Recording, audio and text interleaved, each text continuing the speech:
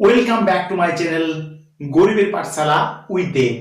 বন্ধুরা, আজকে যে বিষয় নিয়ে আলোচনা করব, মাধ্যমিক সাজেশন 2025-এ সবচেয়ে গুরুত্বপূর্ণ যেটা চ্যাপ্টার হচ্ছে দা ক্যাট।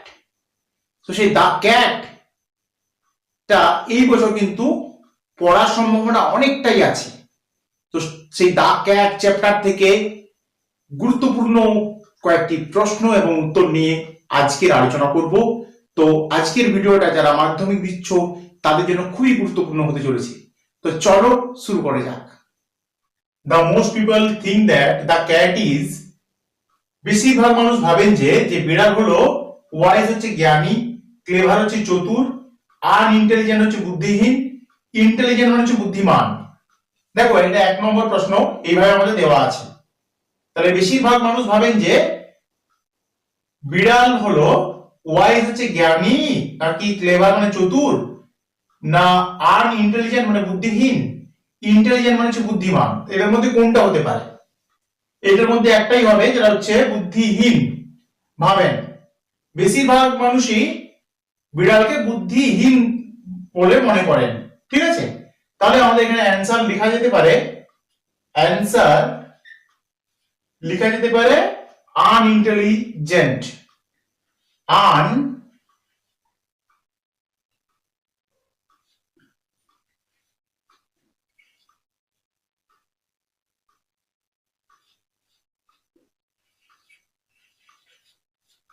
আনইন্টেলিজেন্ট। ঠিক আছে, মানে সি হচ্ছে আমাদের অ্যান্সার।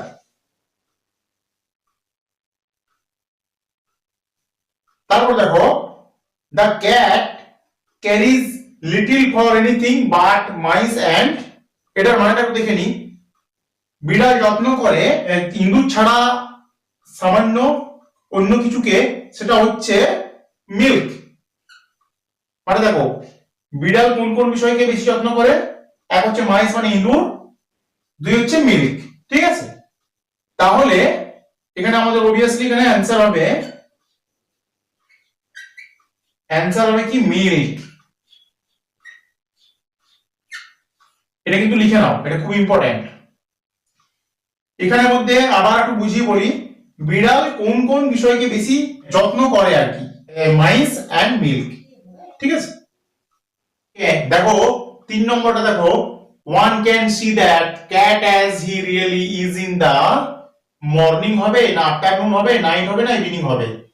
যে কেউ বিড়ালকে সঠিকভাবে দেখতে পায় কোন সময়, সেটা তোমাদেরকে নির্বাচন করতে হবে। সেটা মর্নিং টাইম না আফটারনুন, নাইট না ইভিনিং?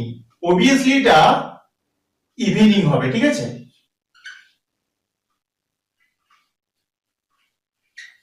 উত্তর হয়ে গেল আমাদের ইভিনিং। এটা 3 নম্বর। সামটাইম দ্য ক্যাট ওয়াচেস, বেশিরভাগ সময় বিড়াল যা দেখে তা হলো দ্য স্কুইরেল হোল, মানে কাঠবিড়ালির গর্ত, দ্য স্নেক হোল, সাপের গর্ত, দ্য হোল ইন দ্য ওয়াল, দেওয়ালের গর্ত, দ্য মাউস হোল, মানে ইঁদুরের গর্ত। অবভিয়াসলি ডি, উত্তর ডি হবে। এখানে লিখো দ্য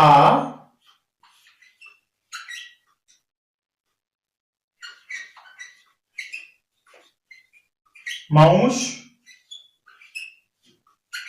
হোল। ঠিক আছে, তাহলে এই 4 নম্বরের উত্তর হচ্ছে দা মাউস হোল, মানে এইটা হবে আমাদের উত্তর।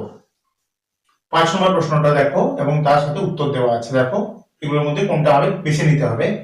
দেখো, in the story the cat is compared, এই গল্পে বিড়ালকে কার সাথে তুলনা করা হয়েছে? র‍্যাট মানে ইঁদুরের সাথে তুলনা করা হয়েছে, নাকি হিউম্যান বিং মানে মানুষের সাথে, অথর মানে লেখকের সাথে, ডগ মানে কুকুরের সাথে?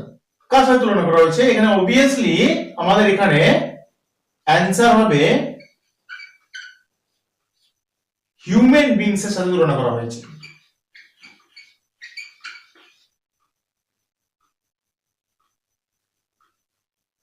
হিউম্যান বিং এর সাথে তুলনা করা হয়েছে, হিউম্যান বিং অর্থাৎ মানুষের সাথে তুলনা করা হয়েছে। ঠিক আছে, আবার একটু বুঝিয়ে বলছি, in the story the cat is compared, মানে এই গল্পে বিড়ালকে কার সাথে তুলনা করা হয়েছে? র্যাট মানে হচ্ছে ইঁদুরের সাথে, নাকি হিউম্যান বিং মানে হচ্ছে মানুষের সাথে, অথর মানে হচ্ছে লেখকের সাথে, ডগ মানে কুকুরের সাথে? অবভিয়াসলি এই গল্পে হিউম্যান বিং এর সাথে তুলনা করা হয়েছে, অর্থাৎ মানুষের সাথে তুলনা করা হয়েছে। এই ক্যাট ইজ নট এ এবং অ্যান দেওয়া আছে, দেখো যদি আমাদের ভয়েল উত্তর হয়, ভয়েল হলে তাহলে অ্যান হবে, এবং কনসোনেন্ট হলে নিশ্চয়ই এ হবে, ঠিক আছে? এই জন্য এ অ্যান দুটোই দেওয়া আছে। তাহলে দেখো এ cat is not a an, তাহলে ফাইটার না সুইমার না অ্যাথলেট না অ্যাক্রোবেট, কোনটা অ্যান্সারটা হবে সেটা আমাদের দেখতে হবে। তাহলে অবশ্যই এটা সুইমার হবে। তাহলে এখানে অ্যান্সার আমরা লিখবো,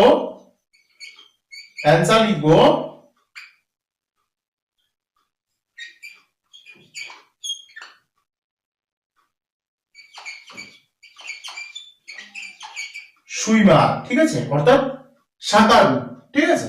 এটার মানেগুলো আমি লিখে দিয়েছি, মিনিং গুলো, কারণ এগুলো কঠিন ওয়ার্ড বলে তোমাদের বোঝার সুবিধার জন্য লিখে দিয়েছি। তাহলে অ্যান্সার কি হবে? সুইমার, অর্থাৎ এইটা B.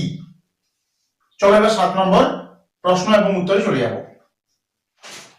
In the day time the cat mostly remain, দিনের বেলা বেশিরভাগ সময় যেখানে থাকে বিড়াল সেটা হচ্ছে ইন দা জঙ্গল, জঙ্গলের মধ্যে থাকে, ইন দা ব্যাকওয়ার্ড মানে বাড়ির পিছনে থাকে, অন দা রফ বাড়ির ছাদে থাকে, ইন দা হাউস বাড়ির মধ্যে থাকে। তাহলে আমাদের অবশ্যই উত্তর হবে ইন দা হাউস, অর্থাৎ বাড়ির মধ্যে থাকে। তাহলে আমরা এই জায়গাটা লিখছি, অ্যান্সার লিখছি ইন দা হাউস, ইন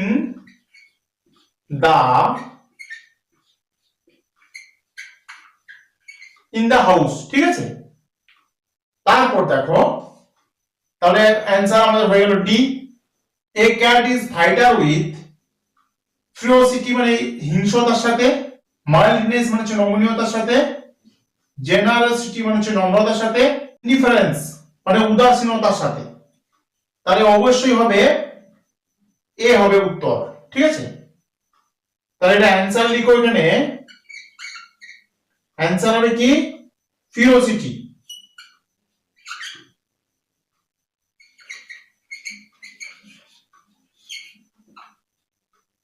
ফিরোসিটি, ঠিক আছে? এই ছিল আমাদের 8 নম্বর প্রশ্ন এবং উত্তর, ঠিক আছে? তাহলে অ্যান্সার হচ্ছে ফিরোসিটি, অর্থাৎ হিংস্রতার সাথে, ঠিক আছে? চলো এবার আমরা 9 নম্বরে চলে যাব।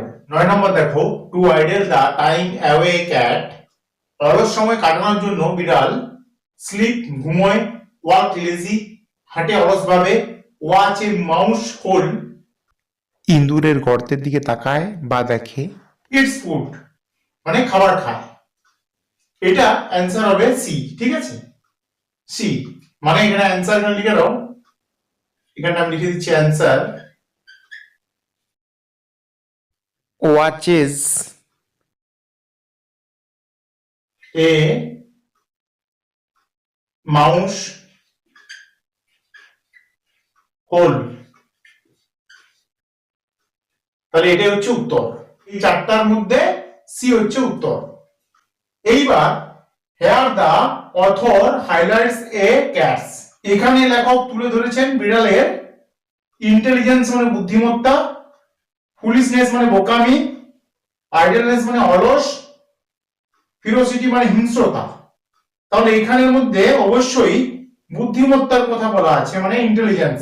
তাহলে এখানে অ্যান্সার আমি এখানে লিখে দিচ্ছি, অ্যান্সার হবে কি?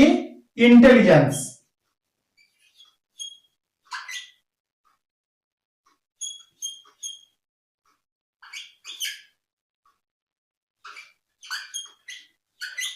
ইন্টেলিজেন্স হচ্ছে অ্যান্সার, মানে এ হচ্ছে আমাদের অপশন এ হচ্ছে আমাদের উত্তর, ঠিক আছে? এই ছিল আমাদের 10টা দা ক্যাট এর থেকে গুরুত্বপূর্ণ প্রশ্ন এবং উত্তর।